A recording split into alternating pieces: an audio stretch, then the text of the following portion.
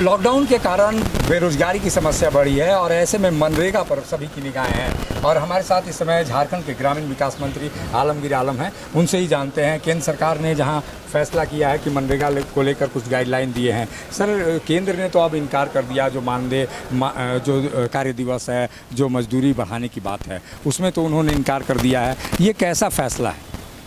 देखिए, ये फैसला जो है जनहित में नहीं है और जो रोजगार विहीन माइग्रेटेड मजदूर हो, चाहे यहाँ के मजदूर हो, उसके हित के लिए भारत सरकार का जो आज उनके सेक्रेटरी का जो बयान आया है, बहुत यहाँ के लोगों को निराशा और हताशा ही मिला है।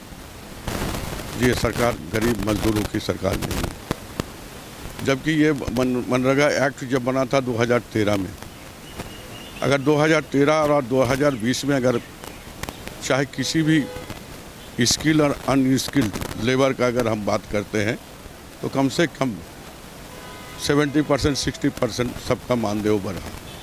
लेकिन ये गरीब मजदूर जो है, जो 2013 में जो रोजगार गारंटी योजना हुआ था, उसी समय से लेकर आज तक ऐसा है।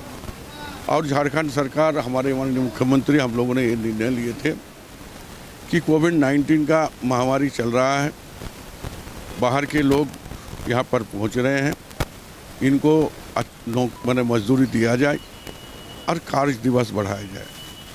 इसलिए एक बार VCC के माध्यम से जो केंद्र के ग्रामीण विकास तोमर जी हैं, उनसे भी बात हुई थी। हमने उस दिन भी कहे थे कि मजदूरी 150 से 200 दिन होनी चाहिए और हमारा यहाँ सबसे अगर कम अनस्किल्ड लेबर को रोज़ाना मजदूरी मिलता है 272 रुपया। तो समय का परिवर्तन हुआ, इसलिए हम लोग चाहेंगे 300 रुपया करने के लिए। लेकिन सरकार, आज उनके सरकार के, भारत सरकार के सेक्रेटरी जो आए थे, सचिव जी आए थे, उनका जो बयान आपके द्वारा और मीडिया के द्वारा जो मुझे जानकारी मिली है, मुझे लगता है कि भारतीय जनता पार्टी की सरकार जो है, ये मजदूरों के हित के बारे में नहीं सोचते हैं। ये सिर्फ एडवर्टाइजमेंट करने जानते हैं, जब मजदूरों के लिए ऐसा कर रहे हैं वैसा कर रहे हैं, लेकिन कहीं भी ये नहीं है।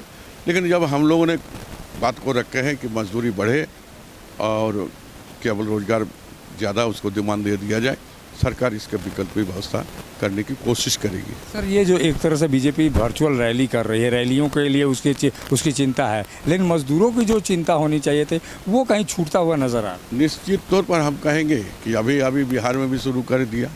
आप लोग जानते हैं कुछ दिनों में बिहार में चुनाव होने वाला है, लेकिन वहाँ के मजदूर की स्थिति क्या है नहीं है, सिर्फ उन्होंने अपने कार्यकाल का उपलब्धि गिनाया।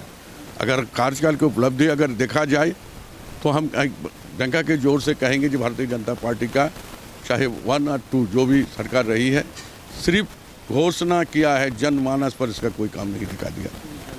ये थे आलमगीर आलम, जो बता रहे थे कि बीजेपी की सरकारों में मजदूरों के हितों की रक्षा शायद नहीं हो रही है और यही कारण है कि निश्चित रूप से ये कहा जा सकता है कि राजनीति हो रही है, लेकिन मजदूरों की सोचने वाला कोई नहीं है। सहयोगी संजय के साथ अशोक कुमार, मुखर संवाद, रांची।